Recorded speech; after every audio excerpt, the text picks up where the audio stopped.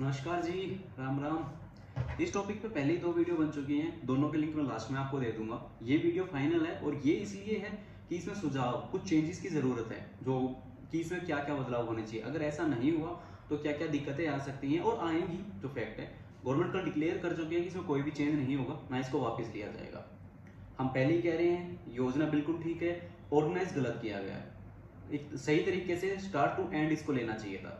अगर इसको ऐसे ही चलाया गया तो 10 से 15 साल में हमारे पास मैन पावर कम, वेपन ज़्यादा और नो पेंशन स्कीम वाली एक आर्मी खड़ी होगी। और हमें यूएसए और अदर कंट्री से कंपेयर करने से पहले ये सोचना होगा कि हमारे बॉर्डर कहाँ कहाँ लगते हैं।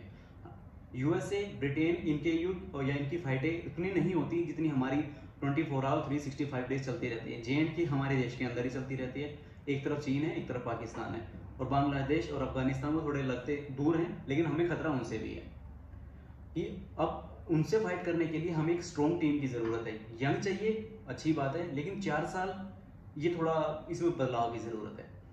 अब बात करते हैं बेरोजगारी की। पिछले 2 साल से 2-3 साल से जो भी भर्ती नहीं निकली थी, 30 से 40 लोग रेगुलर इसके लिए तैयारियां कर रहे थे, लेकिन जैसे यह स्कीम आई है वो ऑटोमेटिकली एज लिमिट से बाहर हो गए हैं, जो सिर्फ एक बेरोजगारी की ही तरफ जाएगा कदम, और दूसरा है नहीं। उनको फिर दोबारा से एक नई चीज के लिए तैयारी करनी पड़ेगी, अपने आप को ट्रेन करना पड़ेगा।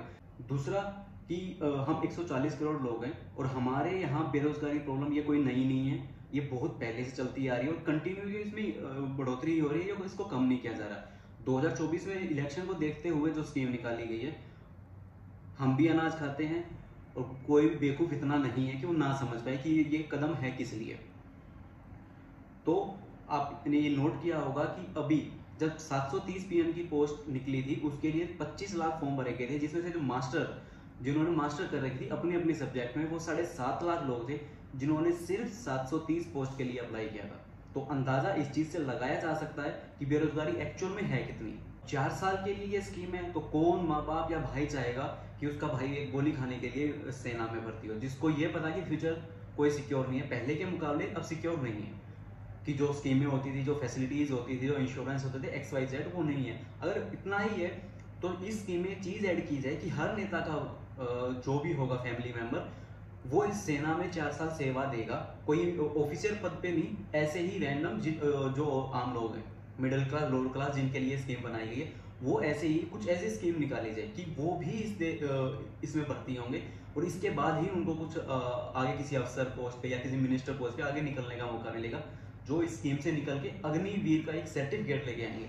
25% वालों की बात नहीं हो रही है, 75% में जो एक अग्निवीर का सर्टिफिकेट लेके आएंगे, उसके बाद उनका काम होगा। ये एक नेताओं के लिए भी बराबर ही लागू होना चाहिए, और इसका जवाब है नहीं।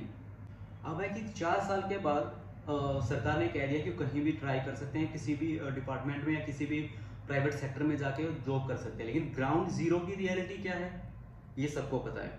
कॉर्पोरेट वर्ल्ड का एक टिपिकल क्वेश्चन उनसे फिर वही होगा कि आपके पास अग्निवीर का सर्टिफिकेट तो है, लेकिन क्या कमी रही जो आप 75% में आए हैं, 25% में आपका सिलेक्शन नहीं हुआ, और उसके बाद जो कंपटीशन होगा ये बताने की जरूरत ही नहीं है। ग्राउंड जीरो जो इन्होंने ये स्कीम के बाद की बात कर रहे हैं कि 75 को ये मिलेगा वो मिलेगा, वो एक इमेजिनेशन है। इमेजिनेशन में तो हम भी चाहते हैं, मैं भी चाहता हूँ सुपर हीरो हो, शक्तिमान हो, मिस्टर इंडिया, फिर उसके बाद क्या क्या करें, लेकिन रियलिटी क्या है कि हमें अपने 2 हाथ पैरों से ही काम करना पड़ेगा। तो 75% की भी हालत कुछ ऐसी ही है। ये सिर्फ इमेजिनेशन है कि आपको एक सर्टिफिकेट मिल जाएगा, उसके ब्याह पे आप ये झंडे गाड़ सकते हो, लेकिन रियलिटी वो अलग रहेगी। हर किसी का माइंड सेटअप एक जैसा नहीं होता है, उसके लिए इसमें चेंजेस करने की ज़रूरत ही है, और वो होने चाहिए।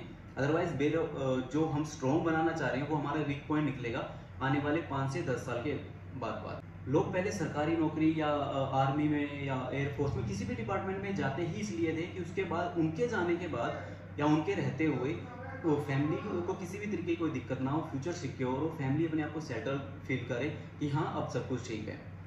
लेकिन इसके बाद वो चीज़ नहीं होगी, वो चीज़ संभव नहीं है कि अब वो अपने आप को सिक्योर समझे, क्योंकि उनके पास एक क्वेश्चन मार्क रहेगा कि 4 साल के बाद क्या, या फिर मैं 25% में आऊँगा या नहीं, या उनको उनसे ये उम्मीद रखना कि 4 साल तक वो उसी ईमानदारी के साथ काम करेंगे, ये पॉसिबल नहीं है।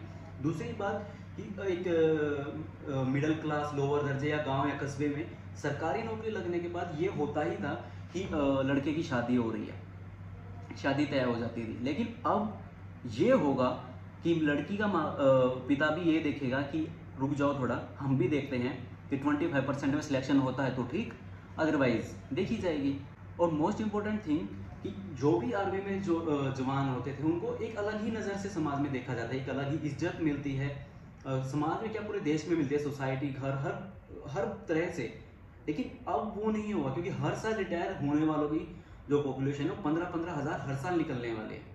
तो ये चीज़ इसमें बहुत बड़ा माइनस पॉइंट होके निकलेगी कि वो जो पहले जितना जोश जज्बा जो पहले के ज़माने में होता था, जिसको पता होता था कि मुझे 15 से 20 साल अपना काम करना है आर्मी में रह के, वो अब नहीं देखने को मिलेगा। अब वो शायद नहीं हो सकता, मैं ऐसा कोई प्रूफ नहीं दे सकता, लेकिन 5 से 10 साल के अंदर हमें ये चीज़ का फर्क दिखेगा। और वो चीज़ आप भी नोट करेंगे। 2019 से लेके 2022 तक 3 साल के अंदर कोई भी आर्मी के किसी भी डिपार्टमेंट या सरकारी किसी भी डिपार्टमेंट में इतनी पोस्टें नहीं निकली।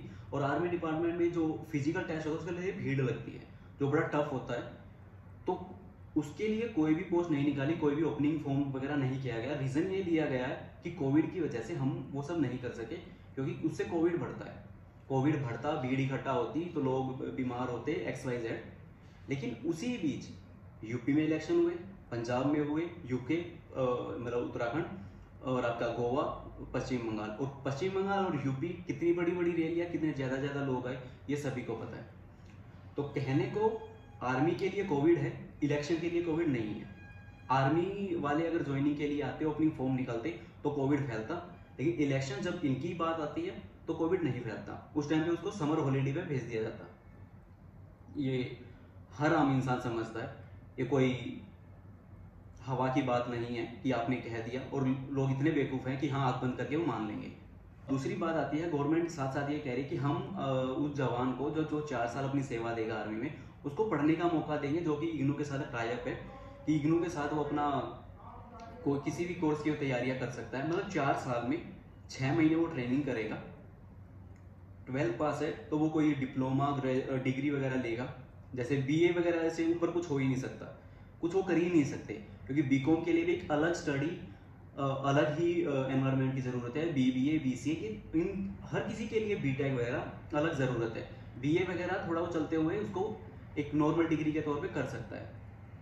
लेकिन ग्राउंड जीरो की रियलिटी ये बोलती है कि जब आप एग्जाम्पल देके बता दो, जब आप जॉब के लिए जाओगे तो वहाँ रेगुलर की वैल्यू कंपैरिजन ओपन से दिए हुए की वैल्यू ज़्यादा होगी, ये आप सब समझते हैं। जब कॉर्पोरेट वर्ल्ड में भी जाएगा तो वो भी अपना फ़ायदा देखेंगे, जैसे अब गवर्नमेंट अपना फ़ायदा देख रही है कि हमारा बजट बचना चाहिए, हमारे पैसे बचने चाहिए, और उसके बाद हमें ये स्कीम निकाल दी है कि ऐसे ही काम होगा। तो कॉर्पोरेट वर्ल्ड वाला भी, वो भी अपनी जेब से किसी को पैसे नहीं देगा। अग्निवीर का सर्टिफिकेट है तो वो किसी के सगे नहीं है कि वो उनको नौकरी दे देंगे कि आप आओ, हम आपको ही तो नौकरी देंगे, और क्योंकि आपके पास अग्निवीर का सर्टिफिकेट है। अगर इतना ही होता तो ऐसे बहुत लोग हैं जो स्पोर्ट्स कोटे से निकले हुए हैं, राजो गाँव में अपने गाँव में धक्के खा रहे हैं, बड़े बड़े मेडल हैं उनके पास, अच्छी अप्रोच है, अच्छे ओलंपिक लेवल पे भी खेल के आए हुए हैं, नेशनल लेवल पे उन्होंने खेल रखा है, लेकिन कोई जानता नहीं है उनको। ये सब ग्राउंड जीरो की रियलिटी है, जिसको आप लोगों को भी समझना होगा, और कुछ सुधार के साथ इस स्कीम को चेंजेस करने होंगे। हम ये नहीं कह रहे इसको वापस ले लो, लेकिन कुछ चेंजेस की ज़रूरत है जो लाने होंगे। एकदम से सब कुछ थोप देना ठीक नहीं है, आप इसको स्टेप बाय स्टेप लेके चल सकते हैं। इतने में हम इतना कर रहे हैं, ये स्कीमें दे रहे हैं, आपको उस डिपार्टमेंट जाके पक्का ही नौकरी मिलेगी। पक्के वाली बात कर रहा हूँ, गारंटेड वाली बात कर रहा हूँ, ट्वीट की गई की बात नहीं कर रहा हूँ, क्योंकि ट्वीट वाली चीज़ यही है, कल को उनकी सरकार नहीं रही तो उसका जवाब कौन देगा? क्योंकि ऑपोजिशन हमेशा यही कहेगी वो उन्होंने वादे किए थे, हमने नहीं किए थे, तो हम आपको नहीं दे रहे। मोरल और सुझाव यही है कि सरकार को इसमें एक चेंज की ज़रूरत है कि जो भी अग्निवीर होगा उसको डायरेक्ट स्टेट पुलिस में, ट्रैफिक पुलिस में, किसी भी सरकारी डिपार्टमेंट में, कोर्ट में टाइपिंग के तौर पे XYZ बहुत सरकारी नौकरियां होती है, उसको सीधे उस डिपार्टमेंट में ज्वाइनिंग मिलेगी। जितनी वहाँ रिक्वायरमेंट होगी सिर्फ उसी के तौर, ये नहीं कि ज़बरदस्ती भर्ती करेंगे, नहीं। 10 की रिक्वायरमेंट है तो 10,000 चाहिए तो 10,000, लेकिन जिस स्टेट से वो बिलोंग करता है उस स्टेट में सीधा जाके उसको, उस अग्निवीर को एक सरकारी डिपार्टमेंट में जॉब मिलेगी, और इससे सरकार का ही पैसा बचेगा। सरकार इस स्कीम में एक नया रूल ऐड करे कि किसी भी स्टेट लेवल पे कोई भी एग्ज़ाम नहीं होगा, ना पुलिस, ना ट्रैफिक और ना अदर डिपार्टमेंट, ये जितने भी होते हैं हमारे टाइपिंग के, पीएन के, एसएससी, XYZ बहुत एग्जाम होते हैं जिनके लिए पहले फॉर्म भरे जाते हैं, फिर उनका सिलेक्शन होता है, फिर टाइपिंग टेस्ट होता है, रिटन टेस्ट होता है, किसी में फिजिकल होता है, फिर मेडिकल होता है, फिर उसके बाद वेट करना पड़ता है, फिर भर्ती होती है, जिसमें टाइम सरकार का भी बहुत लगता है, सरकार का पैसा भी बहुत वेस्ट होता है और हर किसी को इसमें दिक्कत का सामना करना पड़ता है। तो एक सिंपल रूल निकाला जाएगा जिससे फ़ायदा ये होगा कि सब उसमें जो आपके 4 साल की ड्यूटी है उसमें दिल लगा के मेहनत करके काम करेंगे।